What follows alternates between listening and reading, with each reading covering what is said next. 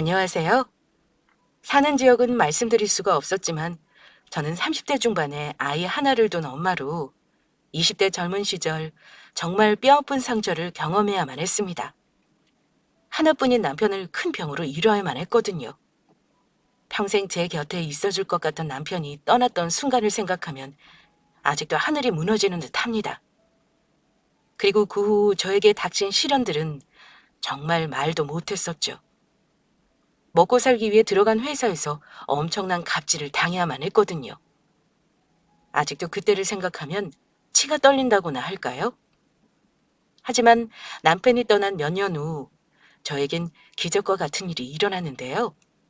갑질하던 회사를 제대로 혼내주며 잃어버렸던 가족까지 찾게 되었으니까요. 저에게 어떻게 그런 일이 일어날 수 있었는지 지금도 생각하면 그저 신기하기만 합니다. 남편과 만나게 된 것은 같은 친한 친구의 소개였습니다. 저는 그때 백화점 식품 코너에서 근무를 하고 있었는데 제 이상형이 다정다감한 자상한 성격의 사람이었거든요. 그런데 친구가 자기가 아는 사람 중에 정말 괜찮은 사람이 있다면서 만나볼 생각이 없냐고 하더라고요. 고아로 부모님은 안 계시지만 도배사로 일하는 사람으로 실력 좋은 능력 있는 사람이라면서 제가 원하는 다정한 성격의 사람이라 저와 잘 어울릴 것 같다면서요. 사실 저도 늦둥이 외동으로 태어나 부모님이 일찍 떠나보낸 탓에 부모님이 계시지 않아서 저와 똑같이 부모님이 안 계시다는 것에 남편을 만나기 전부터 동질감을 느끼며 어떤 사람인지 많이 궁금해졌었습니다. 그렇게 저는 남편과 만나게 되었고 남편은 정말 다정다감한 데다 따뜻한 좋은 사람이었습니다. 그래서 전 남편과 결혼을 결심하게 되었고 제가 먼저 남편에게 프로포즈를 해 결혼까지 하게 되었죠. 남편은 그때 안 그래도 자기가 먼저 프로포즈를 하려고 했는데 왜 제가 먼저 하냐며 민망해 하더라고요. 물론 그럼에도 제 프로포즈에 많이 기뻐하긴 했지만 말이에요. 남편과의 결혼 생활은 정말로 행복했습니다. 가족밖에 모르는 남편은 주변에서도 아내 바보로 유명한 사람이었거든요. 고아로 자라난 남편은 지금 자신에게 생긴 가족인 제가 너무 소중하다고 하더라고요. 그러나 저희 행복은 그리 오래가지 않았습니다. 남편이 너무 천사 같고 좋은 사람이어서 그런지 하늘에서 너무나도 빨리 데려가 버렸거든요. 제가 결혼하고 4년쯤 흘렀을까? 저희 아들이 태어나고 막 돌이 지났을 무렵이었습니다. 어느 순간부터 남편이 계속해 소화가 잘 안 되고 옆구리가 아프다고 하더니 혈변까지 보기 시작한 겁니다.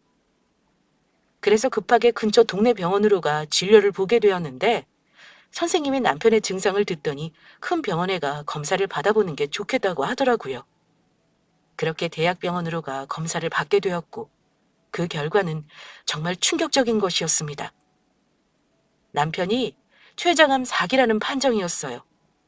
게다가 이미 폐와 간 등 다른 장기에도 전이가 된 상태라 항암을 해도 1년 정도의 시간밖에 없다는 것이었죠. 남편은 건강 체질에 가끔 속이 안 좋아 병원에 가서 처방을 받는 것 이외에 별다른 증상이 없었기에 처음에는 의사 선생님의 말씀은 믿기지 않았습니다. 그냥 말도 안 되는 악몽을 꾸는 것 같았어요. 하지만 남편과 저는 여기서 포기할 수 없었습니다. 저희 두 사람에게는 지켜야 하는 소중한 사랑하는 아이가 있었고 남편과 저 두 사람은 서로 깊이 사랑하는 서로에게 꼭 필요한 존재였으니까요. 그래서 남편은 그 후 열심히 항암 치료를 받으며 어떻게든 살기 위해 노력했습니다. 다행히 남편은 항암 치료가 효과가 있었는지 암세포도 크게 줄어들고 있었고 저희에게 희망이 생기는 듯 했죠. 그러나 그도 잠시 남편의 상태는 다시 악화하기 시작했습니다. 그러던 어느 날 남편은 비쩍 마른 몸으로 저에게 이야기하더라고요. 여보, 나 우리 지훈이 대학교 들어갈 때까지만이라도 살고 싶어. 나 지금 죽고 싶지 않아. 내가 당신이랑 우리 지훈이를 두고 어떻게 떠나. 여보, 나 아직 죽는 게 두렵고 너무 무서워. 나도 그래. 나도 당신이 떠나는 게 두렵고 너무너무 무서워. 당신 없이 이 세상을 나보고 어떻게 살라고. 나도 당신이 우리 지은이 대학 갈 때까지만이라도 떠나지 않고 내 곁에 살아줬으면 좋겠어. 그러니까 자기야, 어떻게든 살아. 어떻게든 살아서 우리 지훈이 대학 가는 것도 보고 결혼해서 자식 낳는 것도 보면서 예전처럼 행복하게 살자. 지훈 아빠, 나 두고 가지 마. 여보, 내가 열심히 노력해 볼게. 어떻게든 버텨서 내가 당신이랑 우리 지훈이 곁에 있을 거야. 지훈 아빠. 그러나 결국 저는 남편을 편히 보내주는 길을 선택할 수밖에 없었습니다. 더 이상 차도도 없었고 저희 곁에 있으려고 노력하는 남편이 항암 치료를 하며 너무 힘들고 고통스러워 했으니까요. 짧은 시간이라도 남은 시간 남편과 아이 그리고 저 이렇게 세 식구서 행복하게 보내자는 생각이었죠. 그래서 남편이 지내는 병원도 호스피스 병원으로 옮기게 되었어요. 그러던 어느 날인가 그날은 날씨도 좋고 하늘도 맑은 날이었는데 그래서 그런지 남편이 컨디션이 매우 좋아 보이는 날이었는데 남편이 살며시 저에게 이야기하더라고요. 여보, 내가 당신이랑 지훈이만 남겨놓고 먼저 가서 미안해. 그래도 내가 하늘에서 당신이랑 우리 지훈이 지켜줄 테니까 아무 걱정하지 말고 잘 지내야 해. 내 몫까지 당신이랑 지훈이가 행복하게 열심히 살아줘. 그리고 지훈이가 사람 말을 알아들을 수 있는 나이가 되면 내가 얼마나 지훈이를 사랑했는지 꼭 이야기해줘. 아빠는 영원히 지훈이 사랑한다고. 그래, 꼭 그렇게 이야기해줄게. 우리 지훈이 꼭 누구보다 행복한 아이로 키울 테니까. 그러니까 여보, 아무 걱정하지 말고 우리 남은 시간 행복하게 잘 지내자. 그래, 그러자. 다 나은 사람처럼 컨디션이 좋아 보이던 남편은 다음날 갑자기 혼수 상태에 빠지게 되었습니다. 그리고 다시는 눈을 뜨지 않았죠. 누구보다 편안한 모습으로 저희 곁을 떠났어요. 그래도 아주 조금이긴 하지만 생각보다 저희 곁에 오래 머물러준 남편에게 고마울 따름이었습니다. 아쉬운 점이 있다면 고아였던 남편의 가족을 끝내 찾아주지 못했다는 것이었습니다. 남편이 어린 시절 가족들을 어떻게 잃어버렸는지 기억이 없었고 남편이 아프고 나서 남편과 아이를 돌보느라 그럴 생각을 전혀 하지 못했거든요. 그런데 막상 남편이 떠나고 나니 어떻게 해서든 남편의 가족을 찾아주기 위해 조금이라도 노력을 할 거라는 후회가 남았습니다. 하지만 전 남편이 떠난 사실에 계속해 후회하며 아쉬워할 여유가 없었습니다. 당장 앞으로 저와 3살짜리 어린 아들 두 가족이 먹고 살 걱정부터 해야 했으니까요. 게다가 아무리 의료시비 보험을 들었다고 하지만 남편이 아프며 진 빚들도 많이 남아 있었으니까요. 그때는 이미 남편의 병원비에 저희 생활비로 모아두었던 돈도 다 쓰고 이미 집까지 이사해 전세에서 월세로 바꾼 상황이었거든요. 그래서 전 어린 아들을 어린이집에 맡겨놓고 일을 시작하게 되었습니다. 하지만 결혼 후 아이를 낳고 남편을 간병하다 보니 오랜 시간 사회생활을 하지 않은 경력단절이 된 상황이었고 그래서인지 저를 뽑아주지 않더라고요. 그렇게 해서 알바를 하며 몇 개월 동안 일을 찾다 겨우 취업하게 된 곳이 직원이 15명 남짓되는 김치를 만드는 작은 김치 공장이었습니다. 다행히 같이 일하게 된 동료들도 모두 좋은 분들이었고요. 그런데 막상 회사에 붙고 나니 한 가지 이상한 의문이 들더라고요. 회사에 들어가게 돼서 알게 된 사실인데 같이 일하시는 동료들도 좋고 다른 곳보다 월급도 많이 주시는데 회사에서 일할 직원을 뽑기가 힘들었다는 이야기였습니다. 그리고 얼마 지나지 않아 그 이유를 알게 되었죠. 면접 볼 때는 몰랐었는데 사장이란 인간의 인격이 아주 개차반이었거든요. 직원들에게 갑질이란 갑질은 다 하며 괴롭히는 못된 인간이었습니다. 직원들에게 터무니없는 세탁소 심부름에 음료수 심부름, 게다가 회사를 오래 다닌 몇몇 직원들에게는 욕설까지 하며 휴일에 본인 집에 불러 청소까지 시키는 것이었습니다. 게다가 월급이 많다고 생각했던 것도 전부 저의 오해였어요. 회사에 들어가고 근로계약서에 쓰여 있을 때는 설마 했었는데 추가 수당 없이 퇴근 후에도 잔업이 많았던 것이었습니다. 그래놓고 정작 사장 본인은 늦게 출근해서 일찍 퇴근하기를 밥 먹듯이 했고요.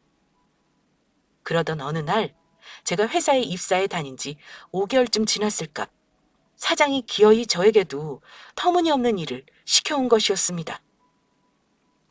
선민 씨, 이따 점심시간에 밥 먹고 할 일 없지? 그래서 하는 말인데 밥 다 먹고 나면 내 차 좀 깨끗하게 세차해놔. 네? 제가 사장님 차를요? 그래. 그럼 차 세차를 선민 씨가 하지. 사장인 내가 해? 직원이 사장이 타고 다니는 차 깨끗하게 닦아놓는 건 당연한 거 아니야? 난 이 회사의 얼굴이라고. 반짝반짝 윤이 나게 닦아놔야 할 거야. 내 차 비싼 외제차니까 기스나지 않도록 조심하고. 세차 잘했나 내가 이따가 직접 확인할 거야. 그리고 반드시 점심시간 안에 끝내서 선미 씨 하는 일에 지장 없도록 하고. 난 일 못하는 프로답지 않은 인간들은 딱 질색이니까 내가 번 돈으로 월급 받아가면서 그 정도는 해야 되지 않겠어? 내가 월급 주는 만큼 밥값은 제대로 하라고. 직원에게 본인의 사적인 일을 시키면서 프로페셔널까지 들먹이는 사장놈의 행동이 어이없었습니다. 본인의 행동이야말로 직원들에게 갑질이나 하고 일도 제대로 안 하는 사장답지 않는 모습이었으니까요. 그런데도 회사가 굴러가는 게 신기하게 느껴질 정도였어요. 사장의 못된 갑질에 화가 나긴 했지만 당장 회사를 관두면 먹고 살 걱정부터 해야 했던 저는 어쩔 수 없이 참고 회사에 다닐 수밖에 없었습니다. 그리고 사장이 저에게 갑질을 하지 않은 건 아니었지만 오래 다닌 직원이 아니라서인지 딱히 심하게 괴롭히는 일도 없었고요. 그런데 제가 회사에 다니고 2년 정도 되었을 때 예기치 못한 일이 터지고 말았죠. 공장에서 일하고 있는데 저희 아이가 있는 어린이집에서 급하게 연락이 온 것입니다. 아이가 갑자기 열이 나고 심하게 구토까지 하며 아프다는 것이었죠. 어차피 회사 퇴근 시간도 얼마 남지 않았고 거래처에서 김치를 주문한 물량도 적었던 날이라 저는 그날 팀장님께 사정을 말씀드리고 급하게 퇴근을 하려고 했습니다. 그런데 그날따라 일찍 퇴근을 하지 않고 회사에 남아있던 사장놈이 퇴근하려는 저를 붙잡는 것이었어요. 선민 씨, 지금 어디 가는 거야? 저희 아이가 아프다고 어린이집에서 갑자기 연락이 와서 반차 쓰고 가보려고요. 뭐? 우리 직원들 중에 월차나 반차 쓰는 직원들이 있었어?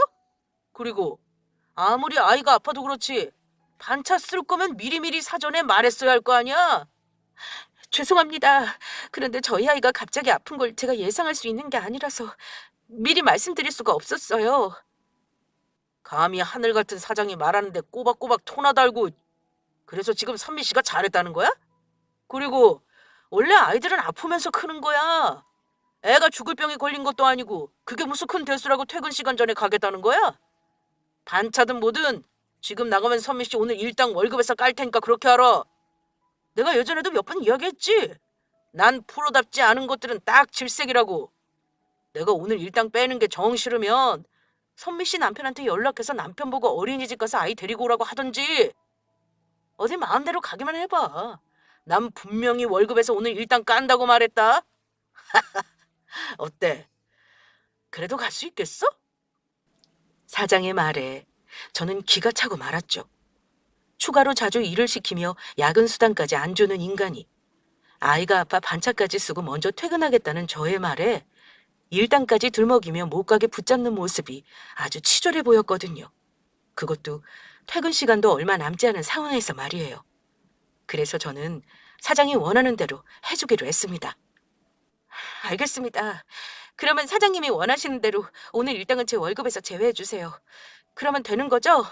제가 오늘 할 일을 안 하고 가는 것도 아니고 아무리 먹고 살자고 하는 일이지만 전 무엇보다 제 아이가 더 중요해서요. 그러면 이만 가보겠습니다. 뭐야? 지금 내가 잘못 들은 건가? 너 사장이 이렇게까지 말했는데 네 아프다고 지금 가보겠다고?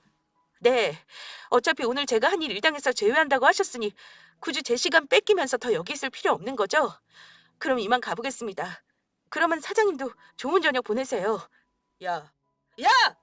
어디가? 야! 전 그날 아이를 데리러 어린이집으로 달려가면서 생각한 것이 있었습니다. 아무리 월급을 많이 줘도 갑질을 하며 저희 아이를 제대로 돌볼 수 없는 곳에서는 더는 참고 다니기 힘들다고요. 조금 월급이 적더라도 내 아이를 제대로 볼 수 있는 회사를 알아보자는 마음이었어요. 남편과 저 사이에서 태어난 저희 아이를 지키는 것이 저에게 무엇보다 소중했으니까요. 물론 아직 한참 남아있는 빚이 있었고, 그러면 당연히 생활이 조금 어려워지겠지만 지금보다 어떻게든 더 아껴 살며 집에서 할 수 있는 부업을 알아보자는 생각이었죠. 그렇게 하면 어떻게든 지금의 상황들을 정리하며 해결이 될 것 같았거든요. 어딜 가서 일하던 지금 직장에서 갑질을 당하며 고생하는 것보다는 나을 거란 생각이었습니다. 다행히 회사에 다니며 2년 정도 경력도 쌓였고 저는 그렇게 다른 회사로 옮길 준비를 하게 되었죠. 그런데 회사에 출근한 다음 날부터 이상한 일이 벌어졌습니다. 제가 회사를 관둬야겠다고 결심한 다음 날부터 사장이 갑자기 저뿐만 아니라 직원들에게 친절하게 구는 것이었어요. 유독 저에게 신경을 쓰면서요.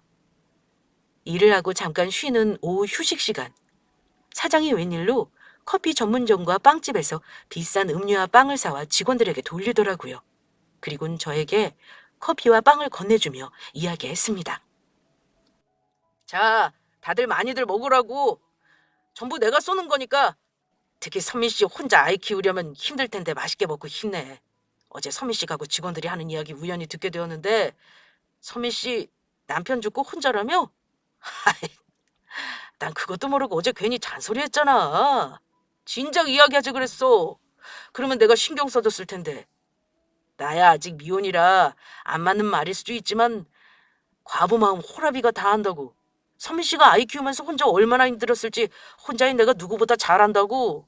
그러니까 선미 씨, 내가 좀 빵이랑 커피 먹고 힘내. 가끔 내 생각도 해주면서. 그리고 그날부터였어요. 다른 의미로 사장놈이 저를 괴롭히기 시작한 건 말이에요. 사장은 40대 초반의 나이에 아직 결혼을 못하고 있었는데 제가 남편을 잃고 혼자라는 사실을 알게 된 후부터 저에게 관심을 보이기 시작했던 겁니다. 회사에서도 퇴근 후에도 계속해 저에게 문자로 연락을 해왔던 거예요. 본인의 일상 사진까지 저한테 보내면서요. 한마디로 제 의사는 묻지도 않고 지 멋대로 저에게 치근덕거렸던 것이에요. 선미 씨, 오늘 날씨가 참 좋지? 그런데 선미 씨는 사랑이 뭐라고 생각해? 난 지금까지 여자랑 제대로 사귀어 본 적이 없어서 사랑이 뭔지 잘 모르겠네. 선미 씨가 나한테 가르쳐주면 안 되나? 선미 씨, 오늘 내가 출근하면서 찍은 사진 보내준 건데 어때? 운전하면서 내 팔뚝에 잡힌 근육들 너무 남자답고 멋있지 않아? 나 요즘 혼자라 너무 외로운데. 선미 씨도 외로우면 나한테 언제든지 연락하라고. 불러만 주면 내가 바로 달려갈 테니까. 우리 외로운 사람들끼리 잘해보자고. 선미 씨 주말엔 뭐해? 괜찮으면 나랑 데이트할까? 아이도 같이 데려와도 돼. 나처럼 자상한 남자 어때? 너무 멋있지 않아? 그러니까 이제 그만 튕기고 나한테 넘어오는 게 어때? 선미 씨도 좋으니까 내가 문자 보내는 거 받아주면서 가만히 있는 거 아니야. 내 말이 틀려?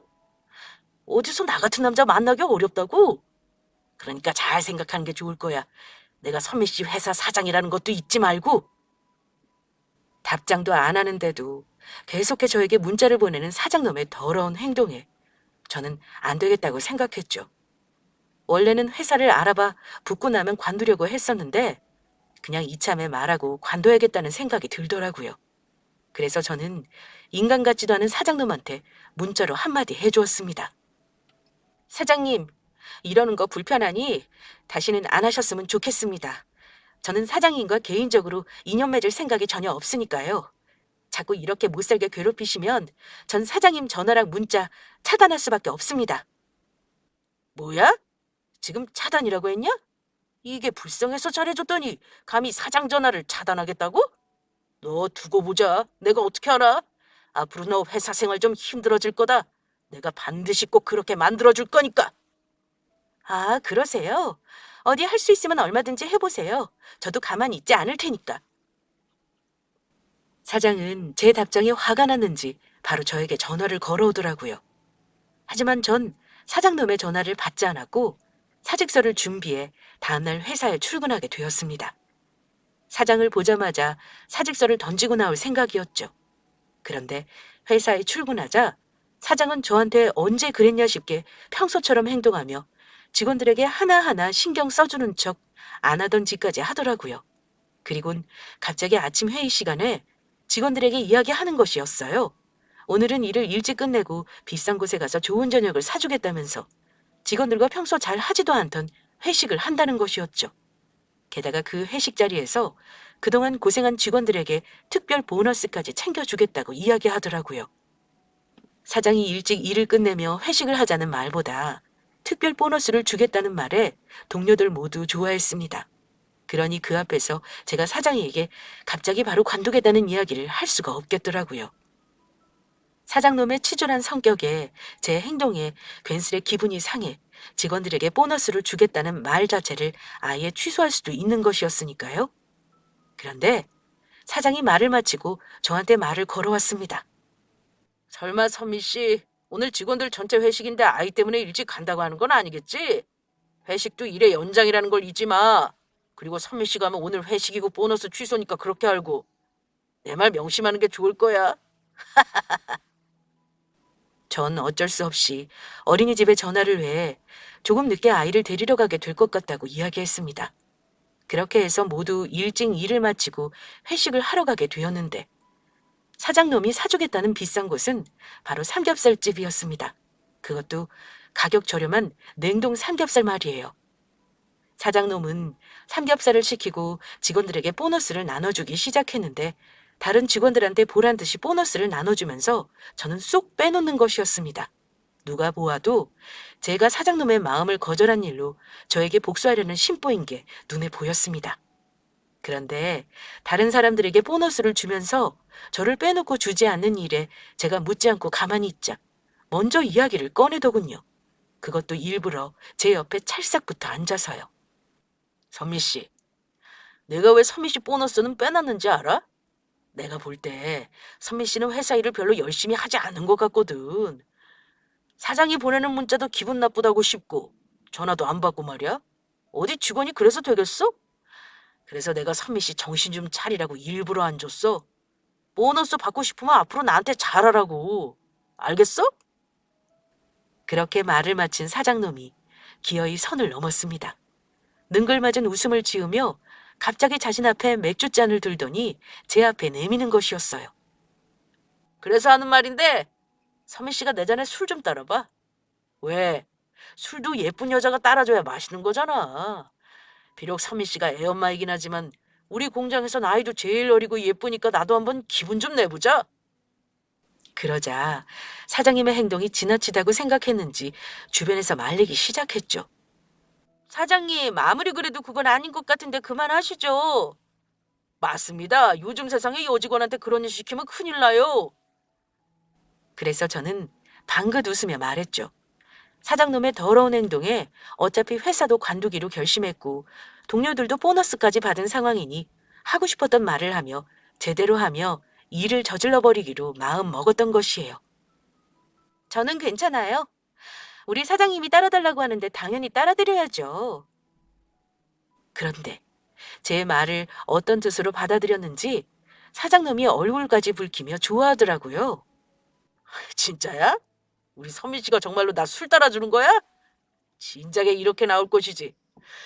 그러면 내가 선미 씨 줄 보너스도 준비해뒀을 텐데. 그러니까 앞으로 나한테 잘하라고. 그럼요. 앞으로는 사장님한테 잘해드리려고요. 그러니까 제 술 한 잔 받으세요.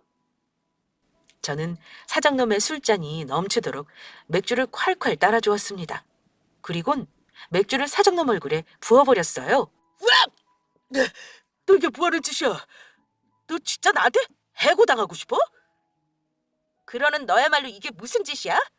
너는 회사 사람들이 네 노예처럼 보이냐?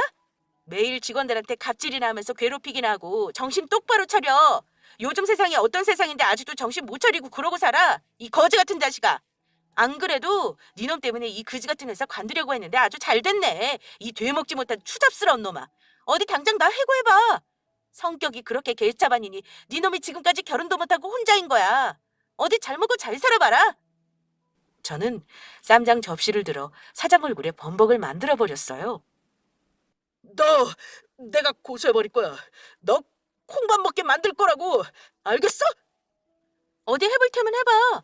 나도 니놈 지금까지 있었던 일 전부 성희롱으로 노동청이랑 경찰에 신고해 버릴 테니까. 내가 그동안 나한테 보낸 문자 메시지랑 계속 전화해서 괴롭힌 것까지 전부 증거로 모아놨어. 그리고 여기 식당 위에 저기 CCTV 보이냐? 저기로 너가 나한테 어떻게 성희롱했는지 다 찍혔을 거다. 너야말로 콩밥 먹게 될 거라고. 너처럼 찌질한 놈이 하는 말 하나도 안 무서우니까 어디 마음대로 해봐. 그리고 저는 마지막으로 사장놈 얼굴에 준비해놨던 사표를 갈겨주었습니다. 그리고 이건 내 사표니까 이거나 처먹고 어디 배 터지게 잘 살아봐라. 이 재활용도 안 될 쓰레기 같은 자식아. 그날 그렇게 저는 사표를 사장놈의 얼굴에 던지고 회사를 관두게 되었죠. 그런데 막상 회사를 나오고 나니 겁이 나지 않았던 것은 아니었어요. 혹시 저를 아무 곳에서도 뽑아주지 않으면 어쩌나 걱정이 되었죠. 그런데 죽으라는 법은 없는지 다행스럽게도 제가 사는 지역의 유명한 김치 공장에서 생산지 직원을 뽑는다고 인터넷에 공고가 올라왔습니다. 제가 다니던 작은 김치 공장과는 비교가 안 될 정도의 큰 회사로 사장님이 여자분이라 그런지 여성 친화적인 기업으로 복지가 좋기로도 유명한 곳이었죠. 그때가 코로나가 막 유행할 시기였는데 그래서인지 사람들이 밖으로 나가지 않아 집에서 식사 시간이 늘며 김치의 매출이 늘어 추가로 사람을 뽑게 되었다는 것이었어요. 그래서 저는 망설이지 않고 제 경력을 살려 여자 사장님이 계신 김치 공장에 지원을 하게 되었습니다. 다행히 얼마 지나지 않아 면접을 보러 오라는 연락을 받게 되었죠. 그런데 면접 당일 전 큰 문제에 부딪히고 말았습니다. 코로나로 어린이집이 임시 휴업을 하면서 저희 아이를 봐줄 곳이 없었던 것입니다. 지인들에게 부탁을 하려고 해도 모두 일을 나가는 직장인들이니 딱히 아이를 맡아줄 사람도 없었고요. 그래서 전 결국 어쩔 수 없이 5살 아이의 손을 잡고 부랴부랴 면접을 보러 회사로 찾아가게 되었습니다. 꼭 다니고 싶던 회사라 쉽게 포기할 수 없었거든요. 그런데 면접을 보기 위해 아이를 데려온 저를 보며 모두 쳐다보며 이상하게 생각하더라고요. 그리고 순서대로 사람들이 하나씩 면접을 보며 저 또한 면접을 보러 면접장 안으로 들어가게 되었습니다. 면접관들이 3분이 앉아 있었는데 회사 면접장에서 아이를 데려온 저를 보며 면접관 분들이 조금 당황한 듯 보였습니다. 그래서 저는 면접관 분들에게 사과부터 해야 했죠. 죄송합니다. 코로나 때문에 어린이집이 임시 휴업을 해서 아이를 데리고 올 수밖에 없었어요. 그러자 거기서 제일 높으신 분으로 보이는 여성분이 말씀을 하시더라고요. 회사에 지원하며 인터넷으로 회사 홈페이지를 확인해 봤는데 회사 사장님으로 보였습니다. 아니에요. 코로나 때문에 여기저기 피해보는 사람들이 많으니 당연히 그럴 수도 있죠. 여기 사람들 다 애 키워봤던 엄마들이니 괜찮아요. 그렇게 면접은 시작되었고 저희 아이도 눈치가 있어서인지 조용히 제 다리에 가만히 앉아 있었습니다. 하지만 제가 면접을 보는 동안 심심했는지 저희 아들이 손에 든 장난감으로 장난을 치다가 자기 목에 걸려있는 목걸이를 잡고 장난을 치기 시작했습니다. 그런데 저희 아들이 목걸이로 장난치는 모습을 보던 사장님이 놀라 가만히 지켜보더니 저에게 떨리는 목소리로 묻는 것이었어요. 저 미안한데 아이 목에 걸린 목걸이가 누구 건가요? 괜찮으면 저한테 알려줄 수 있나요? 아, 면접 중에 이런 말씀 드려도 되는 건지 모르겠지만 이 금목걸이는 저희 남편이 남긴 유품이에요. 저희 남편이 사실 고아여서 보육원에서 자랐는데 부모님이 해주셨던 건지 남편이 보육원에 오기 전부터 차고 있던 목걸이라고 해요. 그래서 저희 아들한테 아빠 잊지 말고 기억하라고 목에 걸어줬어요. 남편이 저희 아이 3살 때 췌장암으로 세상을 떠났거든요. 제 말에 사장님은 벌떡 일어나더니 저희 모자에게 가까이 다가왔습니다. 그리고 남편의 유품이라는 아이가 차고 있는 목걸이를 자세히 확인한 순간 갑자기 저희 아이를 껴안고 울기 시작했던 거예요. 아가, 나다. 내가 네 할미다. 이제야 널 이렇게 찾는구나. 우리 영진이 아들을 여기서 찾았어. 네? 사장님이 저희 아이 할머니라니 도대체 그게 무슨 말씀인가요? 이 목걸이 내가 직접 디자인까지 해서 금은방에 맞춰서 우리 아들한테 해준 거라고. 그래서 내가 잊을 수가 없어. 며느리야, 이렇게 너를 보는구나. 그러면 지금 저희 남편 어머니가 사장님이라는 말씀인 거예요? 어머니, 어머니 어쩌면 좋아요. 그이가 떠났어요. 저랑 지훈이만 두고 떠나버렸다고요. 우리 아들이 세상을 떠났다니 이걸 어쩌면 좋니? 어쩌면 좋아. 시어머니와 저는 그렇게 한참을 부둥켜 안고 울고 말았습니다. 그리고 어머니는 급하게 나머지 면접을 보시고 저와 이야기를 나누게 되었어요. 그 후 어머니와 대화를 하며 알게 된 사실인데 남편은 시어머니가 버린 게 아니고 뜻하지 않은 이유로 잃어버리게 된 것이더라고요. 저희 남편이 3살이 되었을 무렵 시아버지가 바람을 피워 시어머니는 어쩔 수 없이 이혼을 하게 되었고 시어머니가 남편을 키우기를 원했지만 시아버지가 남편의 양육권을 시어머니에게 주지 않아 어쩔 수 없이 헤어지게 되었다는 것이었어요. 그래서 남편은 시댁에 맡겨져 키워지게 되었는데 어린 남편이 시어머니가 보고 싶다며 집 밖으로 나갔다가 잃어버리게 되었다는 이야기였죠. 시아버지가 남편을 잃어버렸다는 소식에 시어머니는 제정신이 아니었고 몇 년을 미친 사람처럼 남편을 찾아다녔다고 해요. 그러나 결국 남편을 찾을 수가 없었고 시어머니는 남편을 계속해 찾고 반찬 가게를 하며 김치를 팔게 되었는데 입소문이 나면서 지금의 김치 공장까지 세워 크게 성공하게 되었다고 합니다. 시아버지는 이미 돌아가신 후고 시어머니는 지금까지 남편을 찾는 일을 포기하지 않고 있었다고 하더라고요. 그래서 이미 실종자 가족 지원센터에 당신 유전자까지 등록해 놓은 상태였다고 합니다. 저는 남편의 간병을 하며 또 아이를 돌보며 먹고 사느라 정부에서 실종자 가족 지원센터를 운영하고 있다는 사실을 알지 못했고요. 며느라가 그동안 고생 많았지? 하지만 앞으로는 걱정하지 마라. 내가 아가 너랑 우리 손주 전부 책임져 줄 테니까 우리 영진이한테 해주지 못한 거 아가 너랑 우리 손주한테 원 없이 해주면 살 거다. 그러니 우리 앞으로 행복하게 살자. 네, 어머니 고맙습니다. 사실 저랑 지훈이 남편한테 남편 목까지 행복하게 열심히 살기로 약속했거든요. 그러니까 어머니 말씀대로 우리 행복하게 살아요. 그래, 그러자. 그런데 지훈이랑 둘이 살면서 뭐 힘든 일은 없었어? 우리 영진이 떠나고 둘이 별탈 없이 잘 살았던 거야? 시어머니의 물음에 머뭇거렸던 것도 잠시. 전 살아생전 남편과 어떻게 지냈는지 어머니께 자세히 이야기해드리며 남편이 떠나고 어떻게 살아왔는지에 말하게 되었습니다. 그래서 전 직장에서 저를 괴롭히던 사장님의 이야기까지 하게 되었고요. 그런데 어머니가 제 이야기에 깜짝 놀라시더라고요. 알고 보니 제가 다니던 전 직장인 김치 공장을 시어머니께서 인수하기로 했다는 것이었어요. 시어머니 김치 사업이 잘 돼 공장을 확장할 계획을 세우던 중 어머니 회사 근처에 망해가는 김치 공장이 있다는 이야기를 듣게 되었고 그게 바로 제가 다니던 전 직장이었던 것입니다. 그래서 지금 저희 전 직장 사장과 공장을 인수할 이야기가 오가던 차였다는 것이었습니다. 그런데 어머니는 사장놈이 저에게 어떻게 갑질을 했는지 이야기를 듣던 중 분노하고 말았죠. 괘씸한 놈. 내가 공장을 사주겠다는 이야기에 굽신거리며 좋은 사람인 척 연기를 하더니 뒤에서는 사람들 못살게 굴면서 못된 짓을 하고 있었어.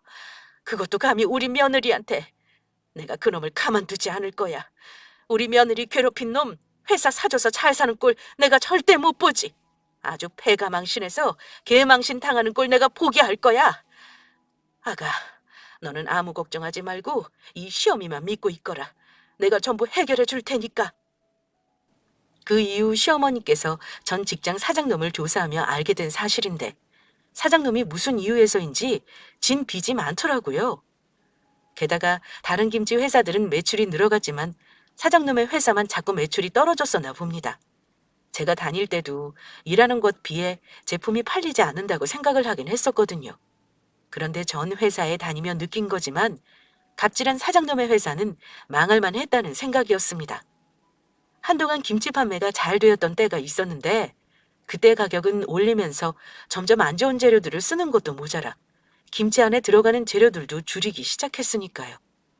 그때도 이렇게 맛없는 비싼 김치를 누가 사 먹나 싶었는데 결국 욕심만 부리다가 망하게 생긴 것이죠. 그러니 사장놈은 회사가 점점 장사도 안 되고 자신이 진 빚을 해결하기 위해서라도 공장을 팔아야만 했던 것이었습니다. 그리고 어머니는 저와 이야기가 있고 난 뒤 며칠 후 저희 전 직장 사장놈을 혼내줄 때가 되었다고 생각했는지 사장놈을 회사로 부르게 되었습니다. 그리고 어머니와 제가 있는 대표 이사실로 사장놈이 오도록 만들었죠. 사장놈은 대표 이사실로 들어오면서 생각지도 못한 제가 있는 모습에 몹시 당황한 눈치였습니다.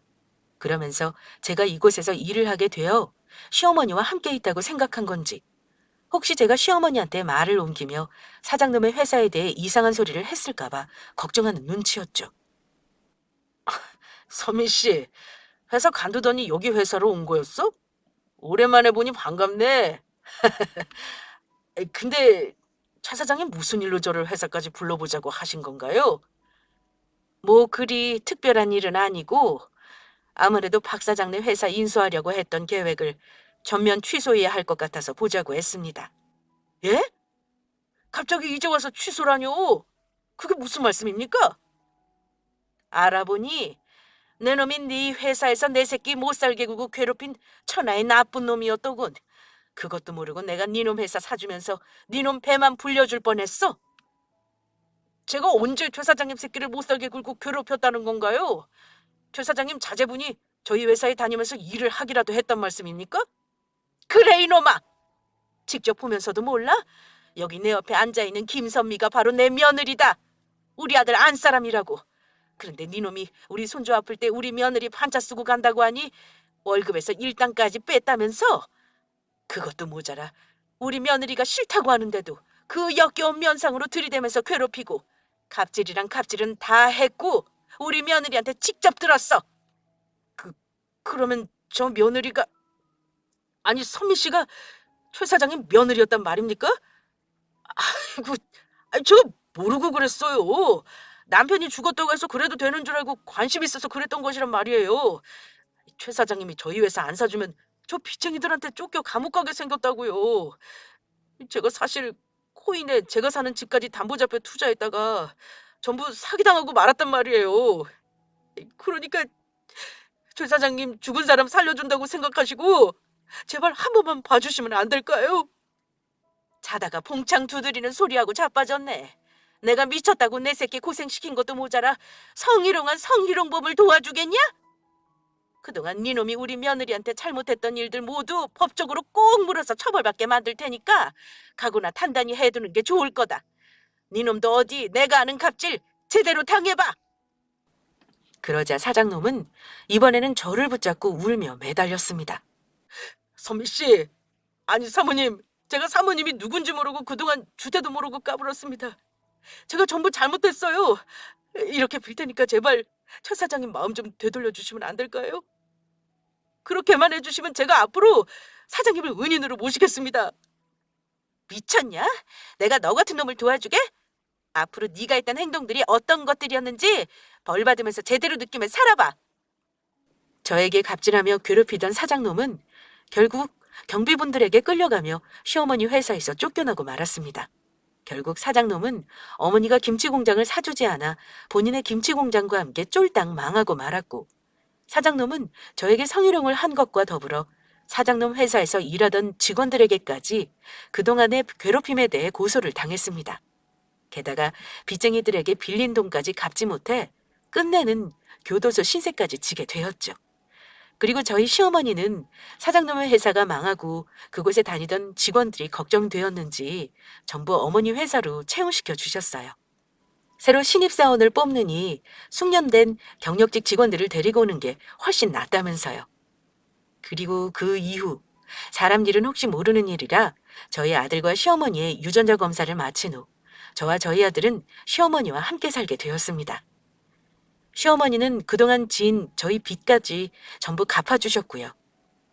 시어머니는 처음으로 남편이 있는 납골당을 찾아간 날 많이 우셨습니다. 저도 어머니를 따라 많이 울었고요. 그날 어머니와 함께 남편에게 약속을 했습니다. 이제는 저와 저희 아이뿐만 아니라 어머니도 함께 남편 몫까지 행복하게 열심히 살아가기로요. 그리고 남편과 한 또 하나의 약속대로 저희 아들에게 남편이 얼마나 사랑했는지 이야기해 주었습니다. 그렇게 시어머니를 만나고 3년이 훌쩍 지난 지금도 남편의 납골당에서 했던 약속을 떠올리며 저희 세 식구는 행복하게 열심히 살아가고 있습니다. 아이는 건강하게 자라 벌써 초등학생이 되었고 저도 일한 경력을 살려 시어머니를 따라 김치 사업을 도와드리고 있어요. 사람이 살면서 예기치 못한 뜻밖의 불행도 찾아오지만 또 생각지도 못한 행복한 만남의 순간도 찾아오는 것 같습니다. 아직도 남편이 많이 그립고 보고 싶은 것도 사실이지만 지금 제가 받게 된 모든 행복들 전부 남편이 저와 저희 아이 그리고 시어머니를 위해 보내준 선물이라 생각하며 앞으로도 행복하게 살아보려 해요. 그리고 하늘에 있는 남편에게 전하고 싶은 말이 있었는데 다음 생에에도 우리가 만나게 되면 꼭 제 남편으로 태어나달라고 하고 싶습니다. 그리고 그때는 오래오래 행복하게 살아보자고 이야기하고 싶어요. 절대 헤어지지 말자고요. 그러면 이만 제 사연을 줄이도록 하겠습니다. 모두 함께 해주셔서 감사합니다.